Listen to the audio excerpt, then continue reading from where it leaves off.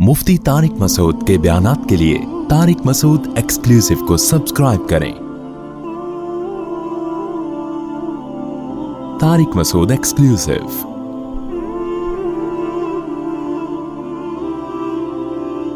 जो लोग दलाइल की दुनिया में हार जाने के बावजूद भी ढटाई से बातिल दीन पर डटे हुए हैं, तो उनको दो तरह से डराया जा रहा है। एक ये कि जैसे तुम बहस की दुनिया में हार गए हो, मगलूब हो गए हो, तो ऐसे ही ये जहन में रखो कि मैदान जंग में भी तुमको शिकस्त होगी, क्योंकि अब आखिरी नबी आ चुके हैं और अल्लाह ने अपने दीन को गालिब करना है। तो दलाइल की दुनिया में जैसे तुमसे जवाब नहीं बन पड़ा मोहम्मद सल्लल्लाहु अलैहि वसल्लम के सामने, तुम हज़रत ईसा इब्ने मरियम को अल्लाह का बेटा नहीं साबित कर सके और खुदा नहीं साबित कर सके, तो जैसे दलाइल की दुनिया में तुम हारे हो, तो अल्लाह के नबी को हुक्म दिया कि इनको बता दें कि मैदान जंग में भी तुम्हें शिकस्त होगी। और दूसरी बात, इनको ये भी बता दिया जाए कि आखिरत में भी तुम बर्बाद हो जाओगे, तो ना दुनिया के रहोगे ना आखिरत के रहोगे।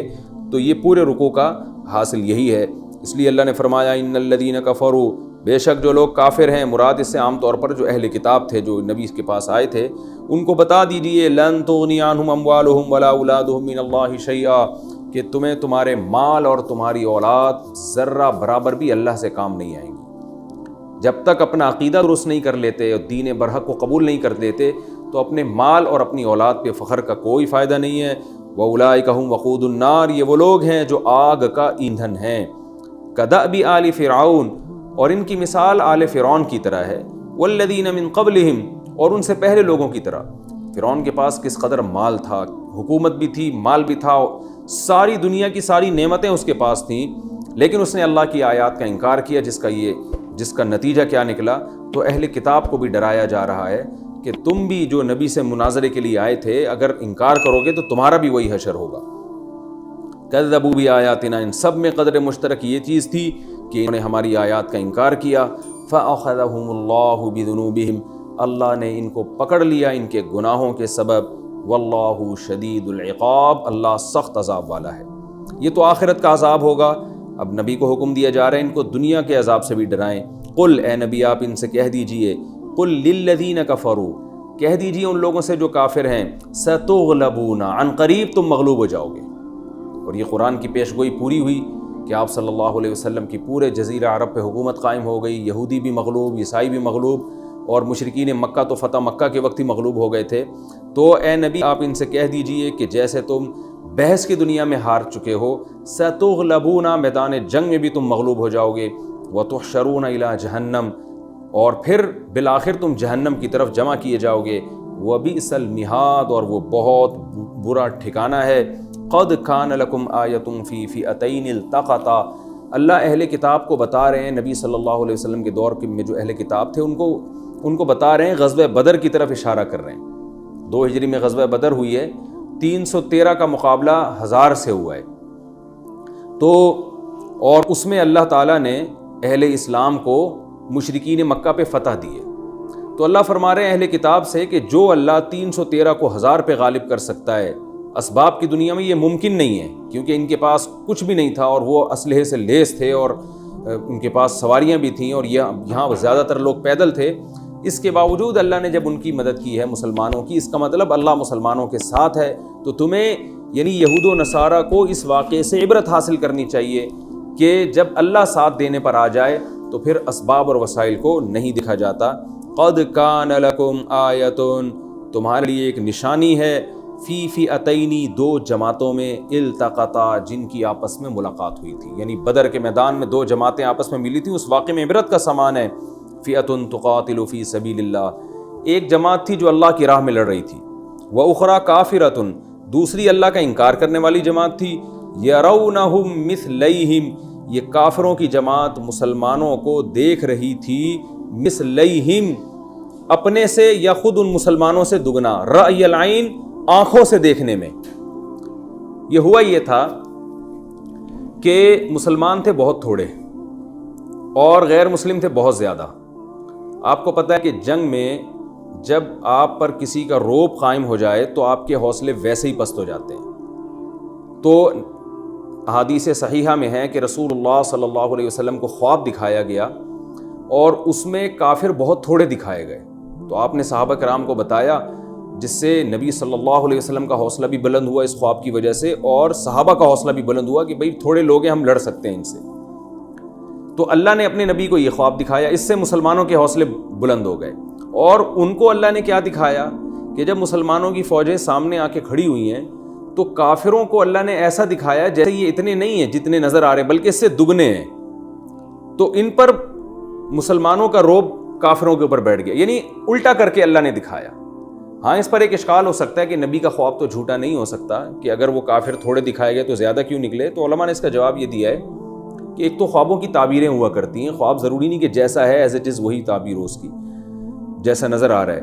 دوسری بات یہ کہ اللہ نے کم دکھانا یہ اس کی علامت نہیں ہے کہ اللہ یہ بتا رہا ہے کہ وہ کم ہے، بلکہ یہ اس کی علامت خواب میں یہ دکھایا جا رہا ہے کہ آپ کو ہم اتنے دکھا رہے ہیں. بہت سارے اللہ نے چھپا دیے نبی صلی اللہ علیہ وسلم سے. تو جھوٹا خواب جب ہوتا ہے جب خبر دی جاتی کہ یہ تھوڑے ہیں، اور صبح نبی اٹھ کے دیکھتے تو پتہ چلا یہ تو بہت ہیں، تو یہ خواب جھوٹا ہوتا. کسی کو کوئی چیز پوری نہ دکھانا اس میں اس کا سچ اور جھوٹ سے تعلق نہیں ہے. جیسے آپ کسی کو یعنی کوئی لشکر دکھانا چاہ رہے ہو اور آپ نے آدھا دکھایا آدھا نہیں دکھایا، تو دکھانے میں یہ تو نہیں ہے کہ آپ نے جو آدھا دکھایا وہ جھوٹ تھے، وہ بھی حقیقت تھی، آدھا چھپا لیا گیا. تو نبی صلی اللہ علیہ وسلم کو جو خواب دکھایا گیا اس میں جو غیر مسلم جو مسلمانوں سے لڑنے کے لیے آئے تھے وہ پورے دکھائے نہیں گئے، کیونکہ پھر آپ صلی اللہ علیہ وسلم خواب صحابہ کو بتاتے کہ بھئی اتنے لوگ ہیں تو اس سے حوصلے پست ہو سکتے تھے. تو اللہ تعالیٰ نے مسلمانوں کو کم دکھائے، اور جب غیر جو مشرکین مکہ تھے جو مسلمانوں کے مقابلے میں آئے تھے ان کو اللہ نے یہ مسلمانوں کو دکھایا بہت زیادہ کر کے.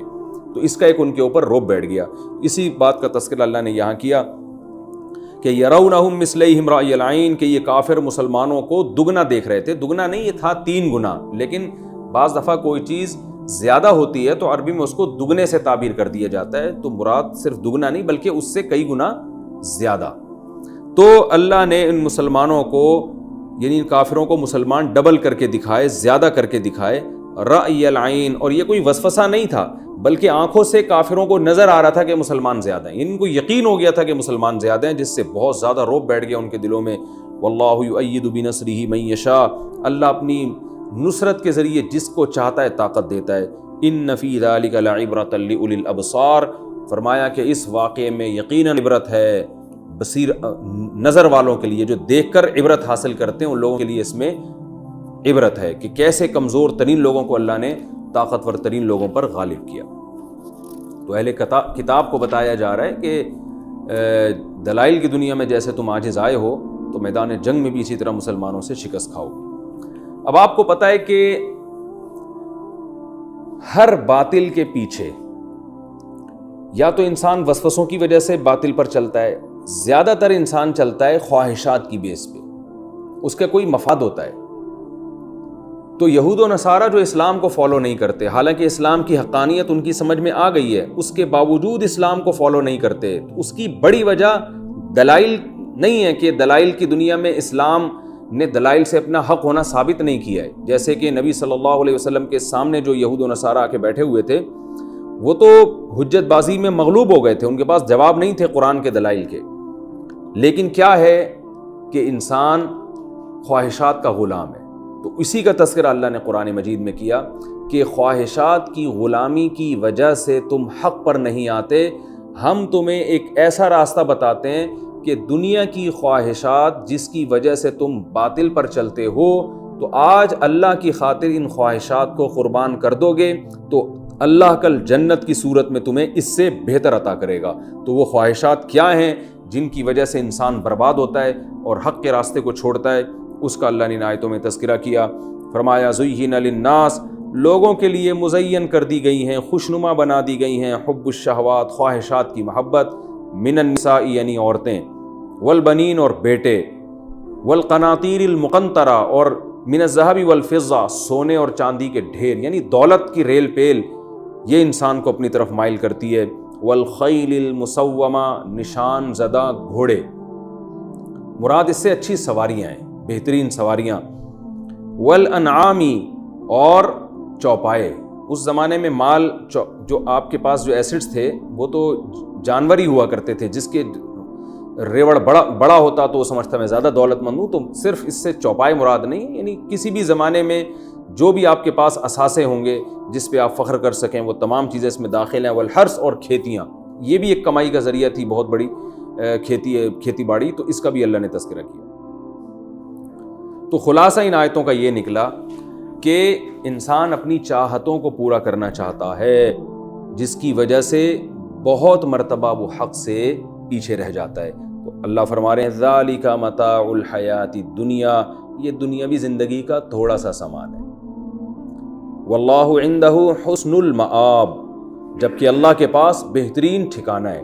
تو اللہ کے لیے اگر ان چیزوں کو قربان کرنا پڑے تو قربان کر دو, کیونکہ اللہ کے پاس بہترین ٹھکانہ ہے.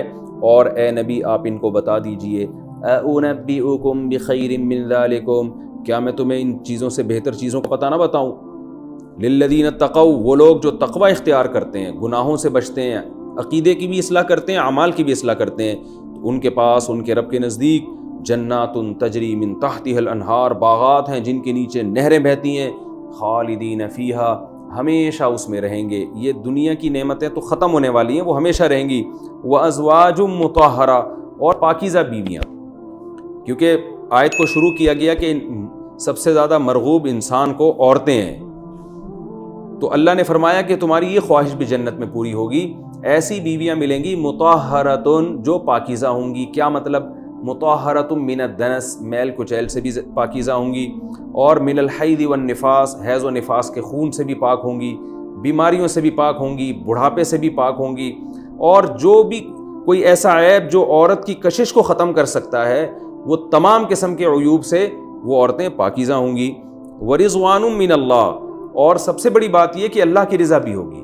آج دنیا میں جو عیاشیاں کرتے ہیں, وقتی لذت تو حاصل کرتے ہیں, لیکن اپنے خدا اور اپنے رب کو ناراض کرتے ہیں, جس سے ان کا ضمیر ملامت کرتا ہے. قیامت کے دن جب جنت ملے گی, ایسا نہیں ہوگا.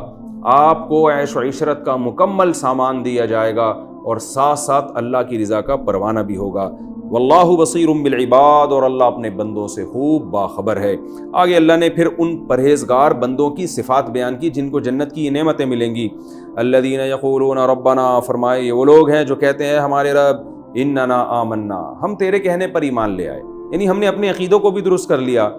فاغفر لنا ذنوبنا, تو ہماری عملی کوتاہیوں کو معاف کر, اگر کبھی ہم سے کوئی گناہ ہو جائے تو ہم کو معاف کر. وقنا عذاب النار, اور ہمیں آگ کے عذاب سے بچا. اور یہ تو ان کے دل کے جذبات ہیں جو اللہ نے بیان کیے. پریکٹیکلی یہ کیا کرتے ہیں, عمل کیا ہے ان کا؟ صرف عقیدہ درست نہیں کرتے بلکہ عمل بھی کرتے ہیں. وہ عمل کیا ہے؟ الصابرین, مصیبتوں پہ صبر کرنے والے ہوتے ہیں. والصادقین, کھرے اور سچے ہوتے ہیں, دو نمبری نہیں ہوتی. صدق منافقت کی اپوزٹ ہے, یعنی جو صادق اسے کہتے ہیں جو منافق نہ ہو, قول و عمل میں تضاد نہ ہو. والصادقین, سچے ہوتے ہیں, جس کو آج کی زبان میں کہا جاتا ہے نا ایک نمبر آدمی ہے, کردار کا ایک نمبر ہے, مالی معاملات میں, ہر معاملات میں ایک نمبر ہوتے ہیں, سچے ہوتے ہیں. والقانتین, مکمل اللہ کے فرما بردار ہوتے ہیں. قانتین کا ایک معنی خشوع خضوع سے نماز پڑھنا بھی آتا ہے, یعنی عبادت کرتے ہیں, نمازیں پڑھتے ہیں. اور دوسرا معنی مکمل شریعت کے کو فالو کرنے والے ہوتے ہیں دل و جان سے. والمنفقین, بدنی عبادتوں کے ساتھ مالی عبادتیں بھی کرتے ہیں, یعنی اللہ کی راہ میں خرچ بھی کرتے ہیں. اور اتنے سارے نیک کام کر کے پھر فخر نہیں کرتے, بلکہ مستغفرین بالاسحار, صبح کے وقتوں میں اٹھ کے اللہ سے توبہ استغفار کرتے ہیں. یعنی اللہ نے جو بتایا نا, یہ جو دعا مانگتے ہیں اللہ ہمارے گناہوں کو معاف کر دے, اس سے وہم ہو سکتا ہے کہ شاید یہ گناہ کرتے رہتے ہوں. نہ, گناہ سے بچتے ہیں پھر بھی توبہ استغفار کرتے ہیں. جیسے کہ حدیث میں بھی یہی حضرت عائشہ رضی اللہ تعالیٰ عنہ سے مروی ہے کہ نیک لوگ جو توبہ استغفار کرتے ہیں یہ وہ ہیں جو گناہ سے بچ کے پھر توبہ استغفار کرتے ہیں. والمستغفرین بالاسحار, تو اللہ نے فرمایا کہ یہ نیک لوگ ہیں جن کو وہ نعمتیں ملیں گی جو ان دنیا کی نعمتوں سے 1000 گنا اچھی ہوں گی. پھر دوبارہ سے اسی مضمون کی طرف لوٹا جا رہا ہے کہ اہل کتاب کو عقلی دلائل سے تو سمجھا دیا کہ عیسیٰ ابن مریم اللہ کے بیٹے نہیں ہیں. اب نقلی دلائل, نقل کا مطلب جو چلا آ رہا ہے پیچھے سے, ان دلائل سے اللہ ان سے خطاب کر رہے ہیں کہ دیکھو اللہ اور اس کے فرشتے اور جتنے بھی اہل علم ہیں وہ سب گواہی دیتے ہیں انصاف پر قائم رہ کر کہ اللہ کے سوا کوئی عبادت کے لائق نہیں ہے. عیسیٰ ابن مریم وہ معبود نہیں ہے, وہ عبادت کے لائق نہیں ہے، عبادت کے لائق صرف اللہ کی ذات ہے۔ تو یہ چیز آسمانی کتابوں میں بھی تواتر کے ساتھ چلی آ رہی ہے، اور یہ شہادتیں سب جگہ موجود ہیں۔ تو تم اسلام کی نہیں مانتے تو ان کتابوں کی کیوں نہیں، ان کتابوں کو مانو جو تمہاری اپنی کتابیں ہیں۔ تو اس لیے اللہ فرماتے ہیں شہید اللہ بھی گواہی دیتا ہے انہ لا الہ الا ہو۔ دیکھیں گواہی کا لفظ اس لیے آ رہا ہے کہ عدالت میں یا تو عقل سے فیصلہ کیا جاتا ہے یا گواہوں کو طلب کیا جاتا ہے۔ تو اللہ فرماتے ہیں جتنے بھی انصاف پسند لوگ ہیں وہ سب یہی گواہی دیتے ہیں۔ سب سے پہلے اللہ گواہی دیتا ہے لا الہ الا ہو، کہ اس کے سوا کوئی عبادت کے لائق نہیں ہے۔ والملائکۃ، فرشتے بھی گواہی دیتے ہیں، اور فرشتوں کی گواہی تمام آسمانی کتابوں میں ہے۔ وَأُولُو الْعِلْم، اور جو علم والے، حقیقی علم والے لوگ ہیں، چاہے وہ یہودیوں میں ہوں، چاہے وہ عیسائیوں میں ہوں، چاہے وہ مسلمانوں میں ہوں، اور آج بھی گواہی دیتے ہیں۔ آج بھی بہت سے پادری ہیں جو اس بات کی گواہی دیتے ہیں کہ یہ غلط نظریہ ہے جو عیسیٰ ابن مریم کے بارے میں معبود کہا گیا، جو لبرل قسم کے ان کے لوگ ہیں، جو حقیقی لبرل ہیں، نام نہاد لبرل نہیں ہے۔ وَأُولُو الْعِلْمِ، اور علم والے لوگ بھی گواہی دیتے ہیں انصاف کے ساتھ قائم رہتے ہوئے۔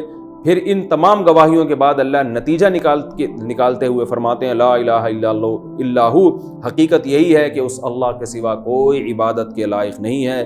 العزیز، وہ زبردست غالب ہے، الحکیم، حکمت والا ہے۔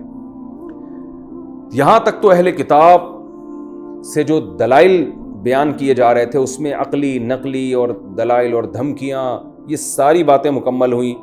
آگے اللہ تعالیٰ ایک اصول اور ضابطہ بیان کر رہے ہیں، کیونکہ یہود و نصارہ میں بعض یہ بھی کہتے تھے کہ ٹھیک ہے اسلام بھی برحق مذہب ہے، ہمارے لیے عیسائیت ہے، تمہارے لیے اسلام ہے۔ تو اللہ نے اس کا بھی جواب دے دیا ان الدین عند اللہ الاسلام، دین اللہ کی نظر میں صرف اسلام ہے۔ یعنی جب اسلام دنیا میں آ گیا تو اب تمام دین منسوخ ہو گئے، یعنی حقیقی مذہب اب صرف اور صرف اسلام ہے۔ سوال پیدا ہوتا ہے جب اتنا اسلام میں جان ہے کہ اب اسلام کسی اور کو قبول ہی نہیں کرتا، اور اللہ یہ اعلان کر رہے ہیں کہ اسلام کے علاوہ کوئی اور مذہب میں مانوں گا ہی نہیں، تو پھر اس سے تو کسی کو بھی اختلاف نہیں کرنا چاہیے تھا، اس کے برحق ہونے کے دلائل تو بہت مضبوط ہوتے۔ اس کا جواب دیا جا رہا ہے وَمَا اخْتَلَفَ الَّذِينَ أُوتُوا الْكِتَابَ، جن لوگوں کو کتاب دی گئی ہے نا، وہ جو اسلام سے اختلاف کر رہے ہیں اور اسلام کو نہیں مان رہے، تو اس کی وجہ اسلام کے اندر کوئی فالٹ نہیں ہے، بلکہ ان کے اپنے اندر فالٹ ہے۔ وہ فالٹ کیا ہے کہ یہ لوگ اختلاف نہیں کر رہے الا مگر من بعد ما جاءہم العلم، ان کے پاس علم آ چکا ہے، حقیقی علم آ چکا ہے کہ واقعی اسلام برحق ہے، لیکن بغیم بینہم، آپس میں ایک دوسرے سے آگے بڑھنے کا شوق، سرداری، کیونکہ اگر اسلام کو مان لیں گے تو اپنی مذہبی چودراہٹ ختم ہو جائے گی، تو اس وجہ سے یہ اسلام کو فالو نہیں کر رہے۔ آگے پھر اللہ نے دھمکی دی وَمَن يَكْفُرْ بِآيَاتِ اللَّهِ، یاد رکھو جو اللہ کی آیات کا انکار کرے تو چھوٹا کام نہیں ہے، فَإِنَّ اللَّهَ سَرِيعُ الْحِسَابِ، اللہ عن قریب حساب لینے والا ہے۔ فَإِنْ حَاجُّوكَ، اے نبی اتنا کچھ سننے کے باوجود بھی اگر یہ آپ سے حجت بازی کرتے ہیں، یہ مخصوص قسم کے عیسائی جو آپ سے مناظرے کے لیے آئے تھے ان کی بات چل رہی ہے کہ اتنا کچھ کرنے کے بعد بھی آپ سے حجت بازی کرتے ہیں، فقول، تو آپ ببانگے دولیے اعلان کر دیں اسلمت وجہی للہ، میں اپنے چہرے کو اللہ کے سپرد کر رہا ہوں، یعنی مکمل اس کا یہ کنایہ ہے کہ میں تو مکمل اللہ کا فرما بردار بن کے زندگی گزاروں گا، جس عقیدے کو اللہ غلط کہہ دے میں غلط کہوں گا، جس عمل کو اللہ غلط کہہ دے میں غلط کہوں گا، تو میں بھی یہ کام کروں گا، وَمَنِ اتَّبَعَنِی، اور جو مجھے فالو کر رہے ہیں وہ بھی یہ کام کریں گے، اب تمہاری مرضی ہے۔ وَقُلْ لِلَّذِينَ أُوتُوا الْكِتَابَ، اور اے نبی یہ اعلان کرنے کے بعد آپ اوتوا الکتاب سے کہہ دیں، اہل کتاب سے، وَالْأُمِّيِّينَ، اور جو ان پڑھ لوگ ہیں یعنی مشرکین مکہ جن کو کتاب نہیں دی گئی، ان سے بھی آپ کہتے ہیں اَأَسْلَمْتُمْ، کیا اب بھی تم اسلام لاؤ گے؟ یعنی کیا اتنا کچھ ہونے کے بعد ہم تمہیں آفر کر رہے ہیں کہ کیا تم اسلام لے کر آؤ گے؟ فَإِنْ أَسْلَمُوا، اگر آپ کی اس پیشکش کے بعد یہ اسلام لے آئیں، فَقَدْ اِهْتَدَوْا، تو یہ بھی ہدایت یافتہ ہیں، کیونکہ اسلام کسی خاص نسل کے ساتھ خاص نہیں ہے، کسی خاص قوم کے ساتھ خاص نہیں ہے، جو بھی یہودی ہو، عیسائی ہو، مشرکین مکہ میں سے کوئی بھی ہوگا، اگر وہ بھی اس کو فالو کرے گا تو وہ بھی سیدھے راستے پر ہے۔ وَإِن تَوَلَّوْا، لیکن اگر اس کے باوجود بھی یہ سیدھے راستے سے ہٹتے ہیں، اعراض کرتے ہیں، تو اے نبی آپ غم نہ کریں، فَإِنَّمَا عَلَيْكَ الْبَلَاغُ، آپ کے ذمے بات پہنچانا ہے، وَاللَّهُ بَصِيرٌ بِالْعِبَادِ، اللہ اپنے بندوں سے خوب باخبر ہے، اللہ خود انتقام لے لے گا ان سے۔